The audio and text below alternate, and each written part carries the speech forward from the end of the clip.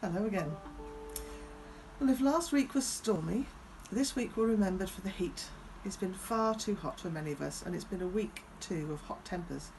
We've seen more protests, another horrible stabbing, and so many people seem to have forgotten that we're still in the midst of a pandemic, as they crowded onto beaches and had illegal parties. But the heat affects us all. We often feel more tired, and it's too hot to go to walks, isn't it really? I don't like heat at all, so I drew all the curtains and I try and shut the sun out. I've often thought that really I should live in Iceland or Sweden or any other cold country because I dread hot summers. Many years ago I had Spanish students stay with me every summer. They came as a reward from their schools for working hard and doing their best. The reward of a holiday, the British family was seen as a real privilege, and my job was to show them British life and our food and culture. I only became involved by an accident.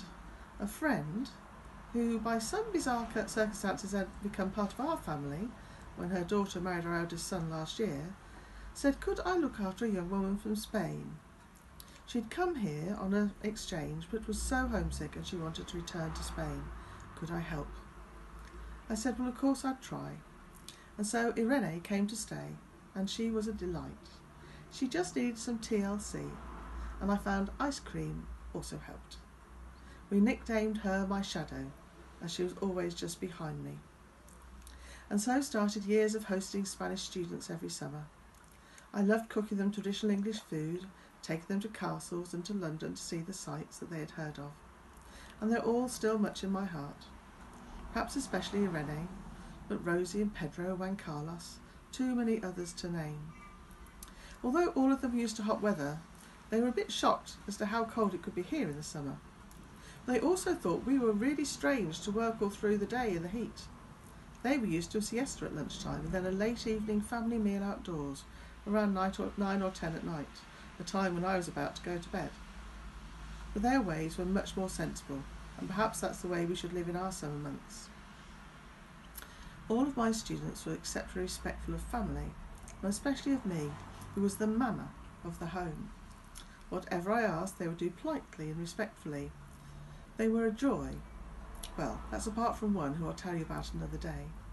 I only stopped having them when we left Kettering for Nottingham for Andrew to train for ministry. But my students showed me what it means to be a family. It's not a matter of being just a physical member of a family by bloodline, but also how we behave with one another. My lovely students became part of us, temporarily adopted into our family for a summer, but staying in our hearts forever. And I think that's a bit like how it is with us and God. As human beings, we have a human family, but we also have a heavenly creator, God. The Bible tells us that none of us are here by accident. We're all fearfully and wonderfully made by God, and we're all loved by him, more than we can understand. We don't have to accept God, but he always accepts us, and invites us to call him Dad, or Abba in Greek. We're always loved by God, but when we accept him, he can fully adopt us into his family. And it's a huge family. And with adoption, we, like my students who came to me, become fully part of God's family. Not just on the sidelines, but full part of the people who inherit and share all the blessings of God. And like all children, we may wander away from God at times, especially if life is tough or difficult.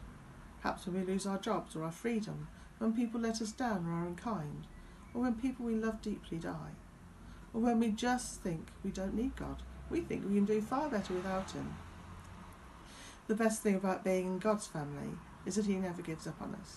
Whatever we do, however far we wander, whatever we get wrong, he always loves us with an everlasting love. We will all come out of lockdown into a world that looks a bit different. Some of us might find ourselves in difficult places. As the family of God, we are here to help one another, support one another, and to care for one another. But remember too that God is right by your side. You are a much loved member of his family, and that his love never changes or fails. All you need to do is accept and trust that love. So until next week, goodbye.